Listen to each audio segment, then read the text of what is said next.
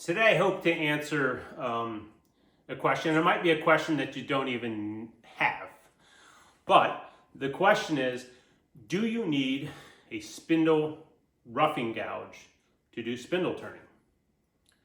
And I say the answer is no. So this is a spindle roughing gouge.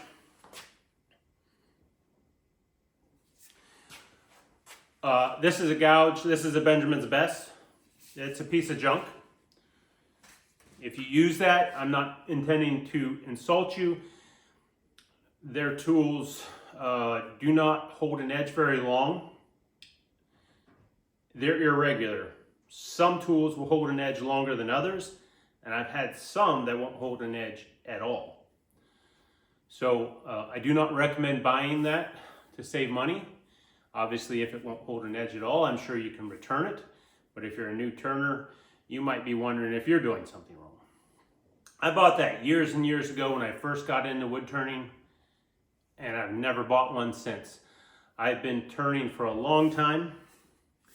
This is a Doug Thompson 3/4 inch bowl gouge. That's what I use to turn all of my spindle blanks round. And it actually works very effective.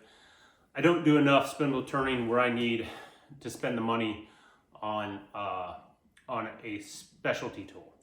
And the spindle roughing gouges are more expensive because you know the piece of steel, the premium ones are more expensive because this piece of steel is so much bigger.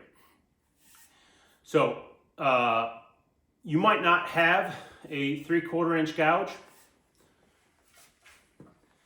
Yesterday, for the first time, I did the same thing with a 5/8 bowl gouge, and it does the trick. So you don't need it. You can use a scraper. I don't really use scrapers. I don't use scrapers that much. Here and there I'll use them, but typically I'm not using scrapers. I get better results with gouges. And so, primarily I'm a bowl turner, or a bowl turner first and foremost. And then, I do spindle turning. Things like ornaments, bottle toppers, for a wine bottle, spinning tops, and then other random things here and there. I will do some spindle turning, but first and foremost, I'm a bowl turner, so that's where I want to spend my money, and the bowl gouge can achieve what I need fast enough. I don't need to spend money on a roughing gouge. I'm not saying this will do the job better.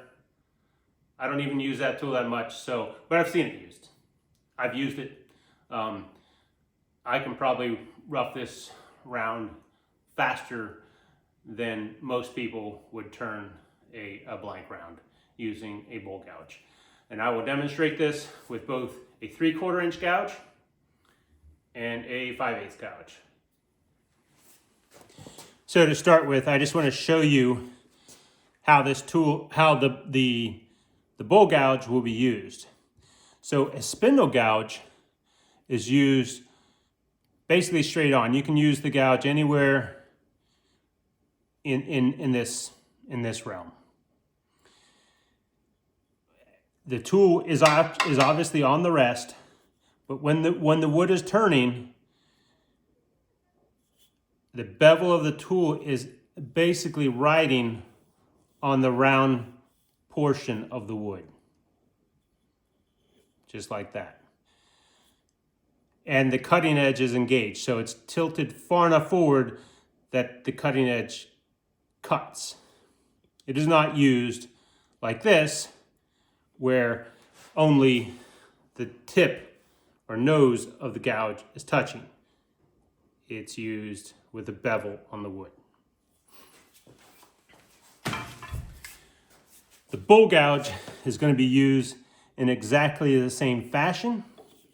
And this is a gouge that is sharpened very much like a 40/40 grind, meaning it's 40 degrees this way,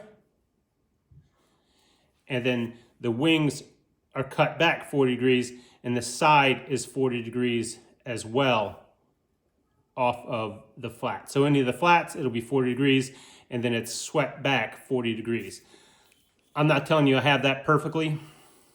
The bevels on the actual wings, or the nose and the wings, are close to 40 degrees. I can see that my two wings on either side of this gouge don't exactly match. A little less crucial. But the gouge is used just like this. I'm not cutting out here toward the open side of the wing. I'm cutting closer to the nose. The reason is so that as I pull my gouge through the cut, it does not hang up in an area on the wood that is not cutting, meaning I'm trying to engage the cut, but I'm just running this blunt area into a piece of wood that will stop you.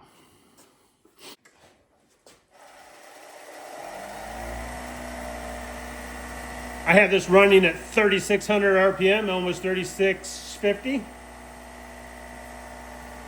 Speed will make it easier.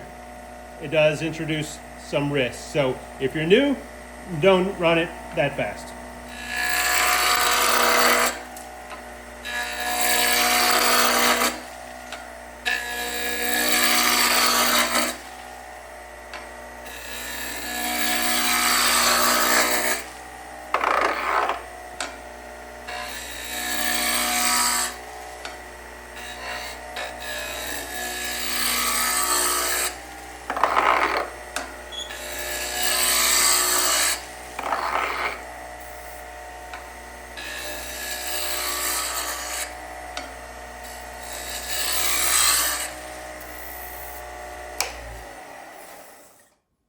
And we're done. Ran it pretty fast that last time. It's a little bit bumpy. I can clean it up just to illustrate that this doesn't have to be bumpy.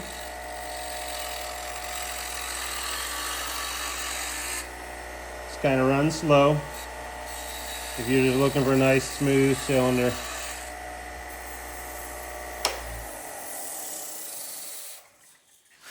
Not perfect, but yeah, you can feel the ridges, but it's pretty smooth. And that's how you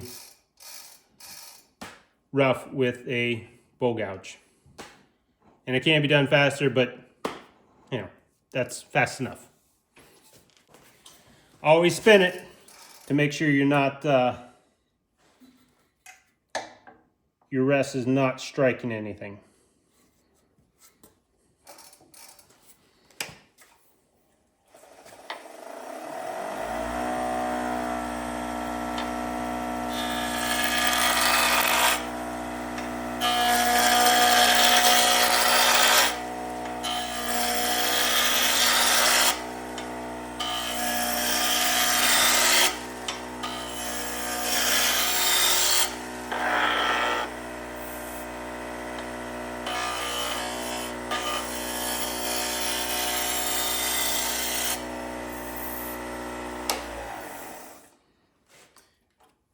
Tiny little flat section there, but you see how it's done.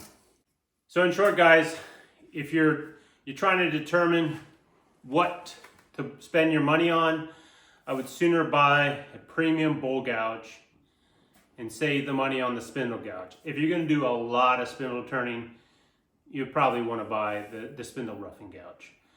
But if you're planning to be more of a bowl turner and you want to be able to do some spindle turning, the bowl gouge will get it done. Hope to catch you on the next one. Please like and subscribe.